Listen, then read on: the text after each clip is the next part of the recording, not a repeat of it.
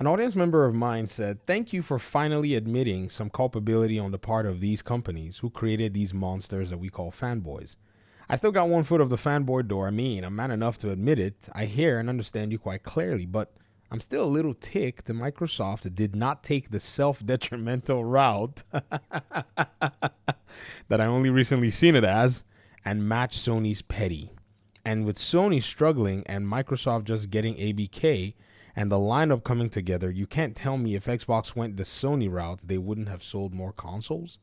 I know, but man, it just felt like the right time to be petty." Blind King, shout out to you because you really did put in perspective something that I was not really aware that people were feeling. I'm looking at this as a PC player who just literally abandoned my PlayStation and just said, man, screw this nonsense. Again, though, no brand loyalty in my bones for these, console companies. So to be honest, it wasn't really a hard thing. The moment I saw that, man, there's just no value here. I get a platform that is going to, cost me a little bit more. And there was also opportunity and means in terms of I wanted to do YouTube videos. And to do YouTube videos, I was going to use a computer. So I built one that could game and all that stuff. So I was going to just, one leg, actually, both legs out. But once in a while I'll put one leg in. PlayStation was where I played. I still play the Division and stuff. But I got to say that in this video today, I want to go ahead and ask a question and actually raise a challenge. Can anybody make a coherent argument that Xbox taking its games to other platforms affected its console sales? I would like to hear somebody make a very strong and coherent argument. An argument that shows that Xbox taking its games to other platforms affected its console sales. I don't see the argument anywhere. Like I've not seen the person who wants to put up their reputation to actually make a coherent argument, because all the ones I've heard, there's one small problem with these arguments so far. The problem is time. Because Xbox did not take its first game to PC for a while, right? I mean, they launched the Xbox One generation. They launched it in 2013, I think November, right? And then their first game came out on PC day and date in 2016. Keep in mind that there have been some efforts to put some games on PC, once in a while, but they weren't day and date. In fact, PlayStation also had been launching games like Helldivers, which second party game, yes, on PC even before Quantum Break. Did y'all know that? In fact, I was showing somebody this a while ago, and they said, I can't believe that PlayStation actually launched a game on Xbox, on Steam back in 2015. They did. It was a second party game. Yes, they published the game. It belongs to them till date, right? So when we take a look at this, we ask ourselves and say, okay, if they had already launched their console in 2013, 2014, 2015, now it's the end of 2013, and didn't decide that they were going to put a game, or maybe the decision came somewhere around 2015 or beginning of 2016 or whatever, that decision is new and had nothing to do with the previous years of console sales. Others have claimed that Game Pass is the reason that their consoles aren't selling, but Game Pass came later. So I don't understand how that argument wants to make itself retroactive. The only argument that I've seen about what's affected Xbox's console sales is the argument from 2013 when they launched the Xbox One, right? And they launched it with the very expensive price point, and PlayStation right there on the spot smoked them by coming out with the more affordable SKU, the PS4, and pretty much taking the win right there at the beginning of the console generation. And also the fact that at the reveal, the X-Bone reveal, according to Laura Fryer, right, that players were looking and thinking to themselves, what are we trying to do here? Are we trying to, are we trying to buy a, how did they put it? Are we trying to buy a media device? Or are we trying to buy a gaming console? TV. Because I've seen these same people make the TV argument, and then come back and say, well, it's also because they put their games on PC. Is it both? Is it one of them? And so till date, I cannot find a coherent argument that's making that case properly for me. This is why I constantly make these videos, because I'm looking for somebody who would create the argument. What happened between 2013 and 2015?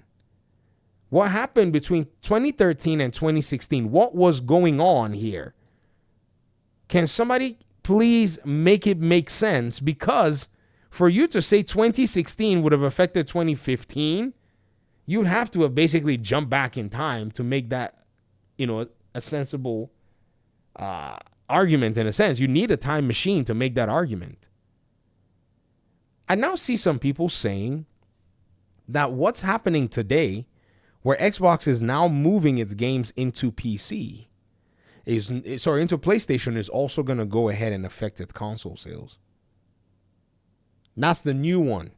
That the PlayStation sales, moving their games to PlayStation is going to now affect their console sales. I don't know what in the world I'm supposed to believe. Because some of you came at me with 10 years ago, Xbox screwed up. Phil Spencer said we lost the console war. This is when he lost the console war, in 2013. What could they do to try to bring their consoles back in line? What do you want them to do? Do exclusives? They tried.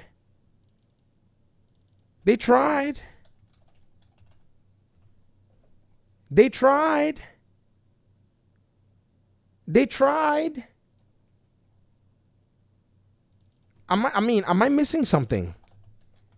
They didn't have the games. They decided we're going to try to go out there and get the games. Look at the timeline. 2015.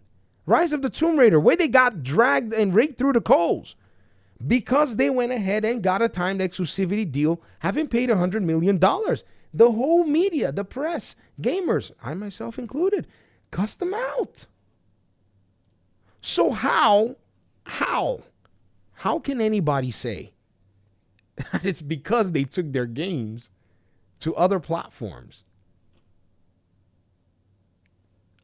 I'm waiting for the argument.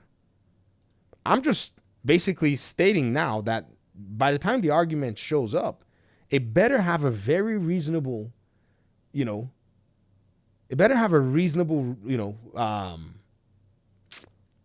position and a reasonable point and good evidence.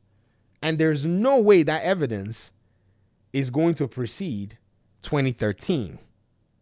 Oh, sorry. Yeah, there's no way that evidence is going to be found anywhere else after 2013. It has to be either in 2013 or precede 2013. Either the Xbox 360 caused it somewhere at the end, or the Ring of Death, or something at the beginning of the Xbox One generation. Some people may say it's the beginning of the Xbox Series generation. But, well, that's not going to make any sense because the console sales had already sucked in 2013. I want somebody to make it make sense for me. If Xbox was dead, it died in 2013. If you guys are still saying Xbox console's dead, if it was going to be dead, or if it was already dead, if you're saying it in 2025, man, you are 8 years late. This is when you could have said it. But here they are. Apparently, the petty that they didn't take has brought them to the point now where they're back in the game. But I'm still waiting for that argument that's going to make a coherent case as to how in the heck Xbox consoles are not selling because their games are going to other platforms. Because again, ladies and gentlemen, you do understand and you do know that if you even look through, if you say, okay, well, it's because of the series generation, right? You know they had hit their peak in the series generation, right? And then somewhere, somehow, They began to taper off even before they moved to PlayStation. The timelines don't agree, and the data doesn't agree with that argument. That argument, I think, is a fomented Fugazi PlayStation fanboy gaslight. That's what I think. But again, let's see if somebody can make the argument. It's a challenge. I would love to hear the argument. Thanks for watching the video. And if anybody ever makes one, please indicate to me. Let me know in the comment section, Twitter, or wherever. I would love to hear it. Peace out.